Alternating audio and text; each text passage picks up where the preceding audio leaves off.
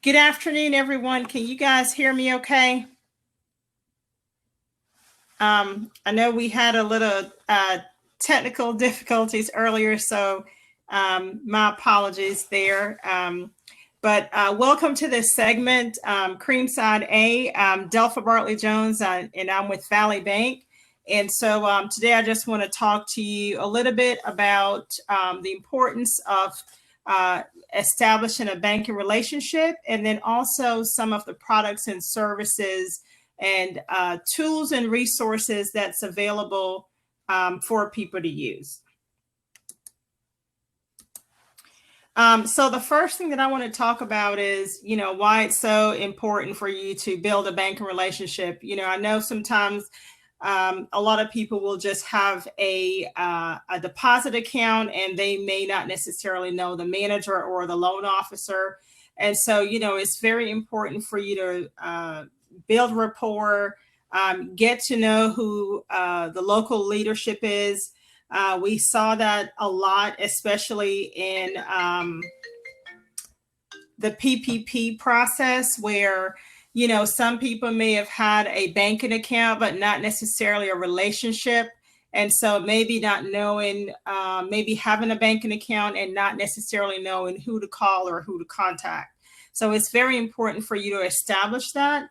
And then also to make sure that there's open communication between you and your banker. So, as your business grows, your needs change. And so if they understand your business and they know more about your business, and they can advocate on your behalf when it's time for you to seek loans and different things of the sort. In terms of, selecting the right bank, you want to just do your research and make sure that the bank is going to offer the products and services that you need, not just the items that you need for today, but, as you grow and progress, to make sure that they have those products and services from electronic services and things of the sort. So, as your business grows and you get bigger, you don't have to switch banks to be able to handle capacity.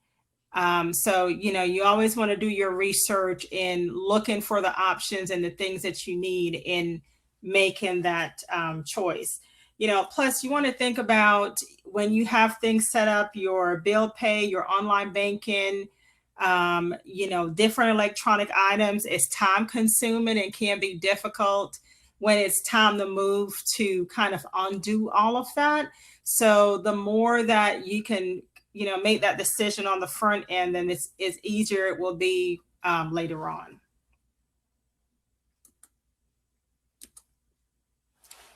Financing options and sources.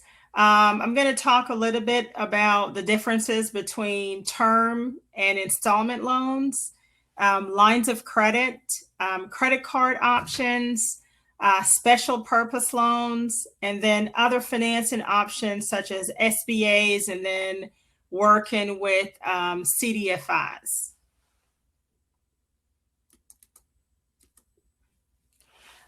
So, as a lot of you probably already know, being a small business owner and entrepreneur, access to capital is everything. And so, being able to borrow money, so whether it's for equipment purchases or purchasing a real estate to occupy your building, or just for regular operations, so you can pay your employees, take care of inventory costs, your products, different short-term expenses. So it's very important to be able to tell apart which products and services that you may actually need. However, don't feel that you just have to know everything specifically. Usually if you go in and speak with your the loan officer or the branch manager, and give them an idea in terms of what your needs are, we're going to direct you and advise you as well. So, if you don't feel like you just have to know 100%, but it's just good to be educated about the different products that's out there. So it's going to help you in the long run to just ultimately make better decisions.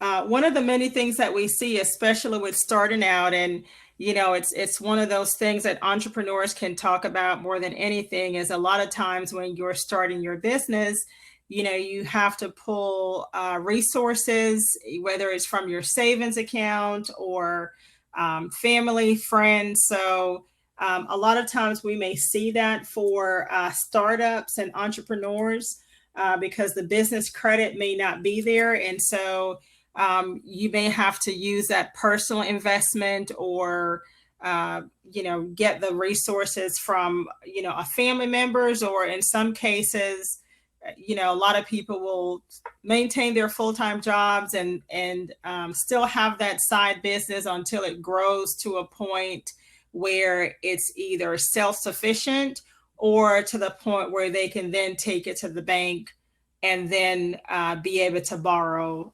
funding. So your installment loans or your term loans, those are usually single disbursements, fixed loans. So if you're purchasing equipment, if you're purchasing real estate, anything that involves a one-time disbursement and long-term, you may want to consider a business installment loan. Your payments are going to be set and it's going to be fixed over a certain term or number of years. And so, every month you'll have that fixed payment. And typically whatever you've purchased for that collateral, if you've purchased equipment, the equipment becomes the collateral. If you've purchased real estate, that becomes the collateral. So you want to look at those type products because they are long-term things that you're not going to pay off quickly or easily. You want to look at those products and services over long-term and consider those on an installment loan or a fixed product, as opposed to a business line of credit that you want to use for your short-term needs. So your short-term needs, short-term expenses, such as payroll costs, such as maybe inventory or products and services. Those are some of the things that you'd want to use for a business line of credit as opposed to a business loan or term loan. On your business line of credits, those will typically have a variable interest rate. And so that's going to fluctuate with prime. And it's not a lump sum disbursement. So it's going to revolve, similar to how a credit card would revolve, but in the form of a business line.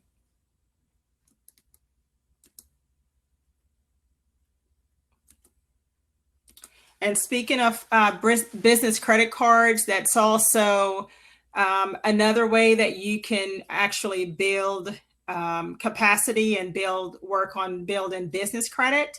There are a lot of different programs in terms of rewards features. Your interest rates on credit cards, of course, as we know, those will be typically a little bit higher than your lines of credit or loans. Because they're credit cards, typically not secured by any assets, and so there's more risk that's involved. But typically, if it's paid off every month, then you don't have to worry about the interest charges. Some other options: special purpose loans. We have leasing. So usually, if your business, if you have certain technology or equipment where that it's going to change or change rapidly, or maybe over the lifetime, the cost may be a lot more, the leasing option could be something worth looking into. Usually people would look at for equipment, maybe the maintenance costs, sometimes that could be expensive. And so those would be some of the reasons to consider this. For financing inventory, usually the loans are the inventory, I'm sorry, it would be used to secure the loan. So if you tend to have fluctuations in cash flow, that this may be an option. You know, if your business has a lot of seasonalities to it, where you know you're just maybe the first half of the year you're very busy, business is booming, but by the second half it's not. These are some options to look at. Some larger business may consider factoring, and that's where you sell accounts receivable to third parties. So I think there's like a couple of local companies here in Birmingham where they process this type of service. And so what they would do is based on your history, based on your accounts receivable, how much you normally bring in, they would actually take a percentage off. So they would help you collect the funds, and then they may take, you know, for example, 20% or something like that. So factoring, that's an option as well too. And then you also have credit card sales or merchant cash advances, which is similar to factoring, but it's also going to be based on the average of your percent of merchant service or credit card sales. So if you normally collect, you know, $10,000 in credit card sales per month, then they may look at that option for you to where they could advance you a certain portion, you know, to be able to help with that cash flow. In terms of financing receivables, you know, usually you use your accounts receivables as collateral. And so, you know, just wanted to point out some things that we commonly see and a couple of different options there. Now, in terms of government programs for small businesses, you know, as most of you know by now, SBA, but there's other programs outside of PPP, which ended a few weeks ago, whether it's their 7A or 504 loan, excuse me, or the USDA programs.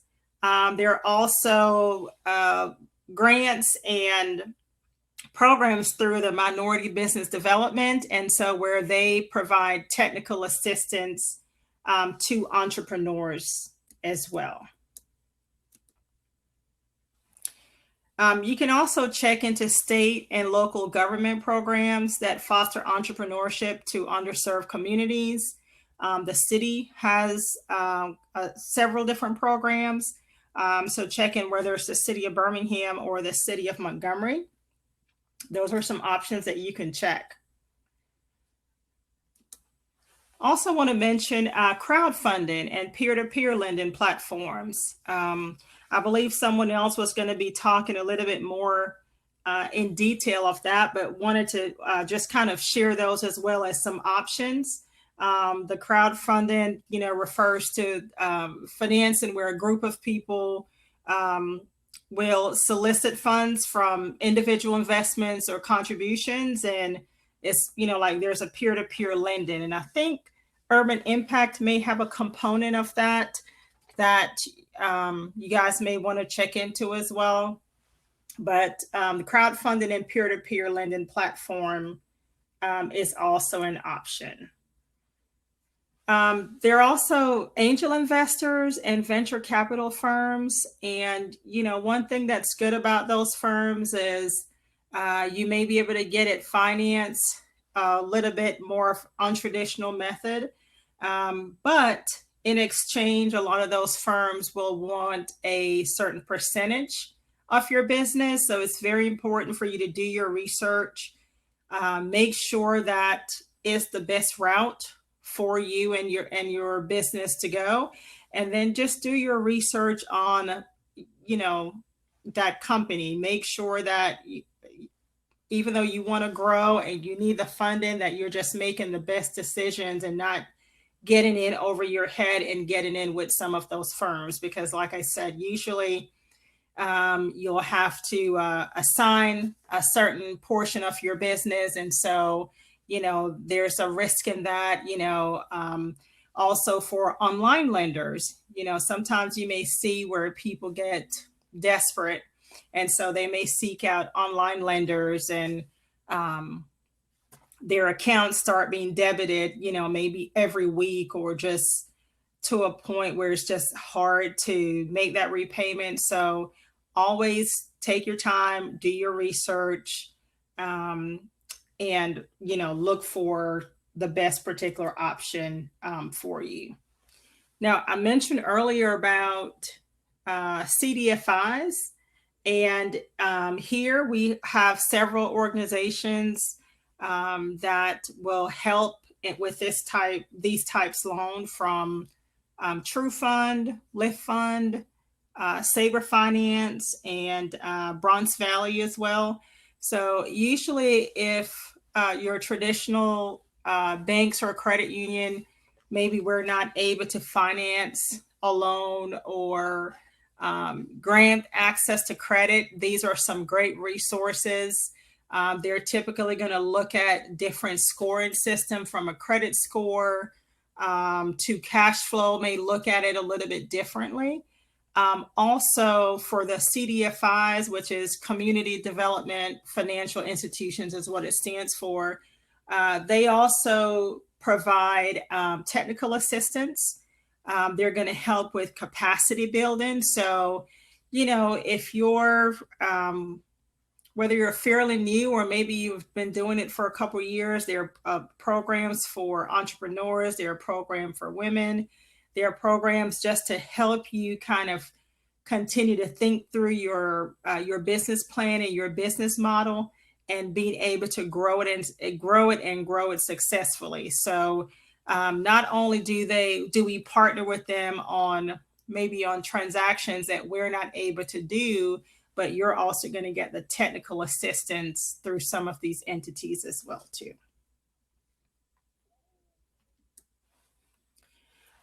Grants and foundations, through COVID, probably from March through June, there were a lot of organizations or a lot of different small business relief fund. I can't say that I've seen a ton since then, but I wanted to share a few that I was familiar with, and some you guys may already be familiar with. But right now there's a grant that's out there for if you're a HBCU graduate or LGBTQ minority or women-owned business, supporting a female entrepreneur or entrepreneur of color. This one is through Bronx Valley, and I think the deadline is September the 10th or 11th. So that may be a way to get some additional funding. May want to check out their website and look at the additional criteria and then go from there. Also, Community Foundation of Greater Birmingham, they normally have a grant process. I think they may have just closed theirs out, because I think the award for their segment will be announced soon, but that would be one to kind of go back and check periodically to see what's available. Also, the city of Birmingham currently has the Small Business Relief Fund. So if you're a small business, less than 25 employees in downtown and Birmingham, and I think there's probably a few other criteria, you have until September the 4th to be able to apply for that particular program.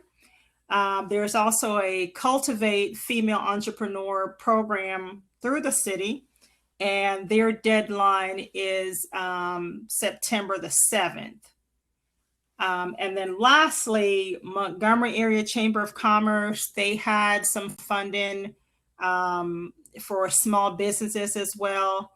Not really sure of all the criteria, but they've given out quite a bit, and they continue to fundraise and to give some funds out. So that is all that I have. Just, if I can emphasize anything, it would be to make sure that you build a relationship with a banker, and for my small businesses out there, I want to just touch briefly on PPP. One of the things that we saw a lot during that process is, you know, not as many people were probably applying as they should because they didn't have the right documents that were needed. And I think we could kind of see that, and we're concerned just from being in the field for such a long time, working in the industry for such a long time, realizing that that was going to impact a lot of small business entrepreneurs, a lot of African American small business entrepreneurs. So, if nothing else from COVID, I would say definitely for everyone to start looking at how you keep your documentation, keep with your financials. There are people that we wanted to help and couldn't help because those things were not in place and there wasn't a workaround for not having them. So the documentation piece is key. I think a couple of things that you could do is, if you can have a CPA or an accountant, someone who's, making sure that your taxes are done, because that was another thing. Some people hadn't filed their taxes in a couple of years. And that was a hindrance as well in terms of access to funding. So documentation is key. Being able to, file your taxes and build that relationship. And so that way you have someone that you can call. And don't think that your business needs to be like a certain size or, my business is too small to get that attention. Your business is not too small to get that attention. So, whatever the size of your business is, you would be surprised. The bankers, they do want to have a relationship with you. They do want to get to know your business. And, just like you would work on any other networking atmosphere, reaching out, it would be the same thing. They want to hear about your business. And so I would just challenge each person to make sure you establish that and, keep up with the proper documentation. So, if there's something else that comes along where there's an opportunity to apply for funding, that is not a hindrance to getting access. And so that is all that I have. Want to just thank you guys for being patient. It's been a day full of technological errors, but please feel free. My contact information is listed. Please feel free to reach out if there are any questions or if there's something that we can help you with at Valley Bank. Thank you. Have a great day.